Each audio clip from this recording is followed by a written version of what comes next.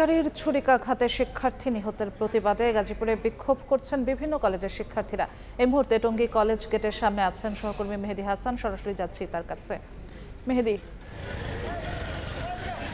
ছিনতাইকারীর হাত থেকে বাঁচতেই কিন্তু আজকের এই মানববন্ধন এবং টঙ্গীতে এই মুহূর্তে ছাত্র সমাজ কিন্তু এই মানববন্ধনটি করছে এবং তারা যেটি বলছেন যে এই ছিনতাইকারীর ছুরিকাঘাতে তাদের একজন সহপাঠী এবং বিশেষ করে ব্রাহ্মণবাড়িয়া পলিটেকনিক্যাল ইনস্টিটিউটে অধ্যয়নরত চতুর্থ বর্ষের একজন শিক্ষার্থী, তিনি কিন্তু এই টঙ্গীর বাসিন্দা ছিল, জাহিদুল ইসলাম জিহাদ। তার মৃত্যুতে আসলে এই এলাকায় যেরকম শোকের ছায়া নেমে এসেছে এবং তার মৃত্যুর পরপরই দোষীদের দৃষ্টান্তমূলক শাস্তির দাবি করছেন আসলে এই শিক্ষার্থী এবং বিভিন্ন কলেজের শিক্ষার্থীরা কিন্তু আজকে এখানে এসে জড়ো হয়েছেন গাজীপুরের টঙ্গী কলেজ গেটে।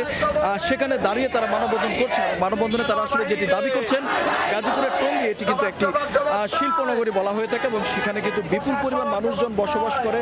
তারপরও এই এলাকায় কিন্তু ছিনতাইকারীর যে আস্তানা অর্থাৎ ছিনতাইকারীর যে আখড়া সেটি বলা হয়ে থাকে এই টঙ্গীকে।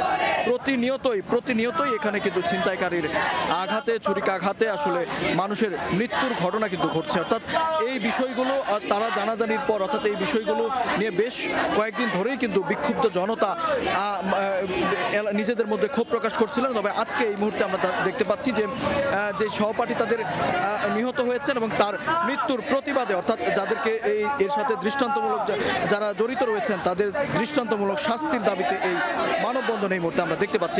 একটু জানিয়ে রাখতে চাই যে জিহাদ হত্যা ছিনতাইকারী 3 জনকে কিন্তু গ্রেফতার করেছে আইন শৃঙ্খলা বাহিনী এবং তার পাশাপাশি শিক্ষার্থীরা আসলে যেটি বলছেন যে প্রত্যক্ষদর্শীরা যেটি বলছেন যে এই ঘটনায় সরাসরি 5 জন জড়িত ছিল, যার মধ্যে 2 জনকে এখন পর্যন্ত শনাক্ত করলেও গ্রেফতার করতে পারেন আইন শৃঙ্খলা বাহিনী। সেই সাথে বাকি যে 2 জন রয়েছে তাদেরকে গ্রেফতারের পাশাপাশি এই টঙ্গীতে নিরাপত্তা জোরদার করার জন্য দাবি জানিয়েছেন শিক্ষার্থীরা। এবং আমরা দেখতে পাচ্ছি যে শিক্ষার্থীদের সাথে এখানে কিন্তু বিভিন্ন অভিভাবক এবং নিহত যে শিক্ষার্থী জিহাদ তার মা এখানে উপস্থিত রয়েছেন এবং বিভিন্ন কলেজের আসলে শিক্ষক যারা রয়েছেন তারাও কিন্তু এখানে অংশ নিয়েছেন। সকলের দাবি একটাই, টঙ্গীকে সন্ত্রাস মুক্ত এবং ছিনতাইকারী মুক্ত এলাকায় ঘোষণা তৈরি করতে হবে। তো এই ছিল গাজীপুরের টঙ্গী থেকে মানববন্ধনের সবশেষ তথ্য আমার কাছে।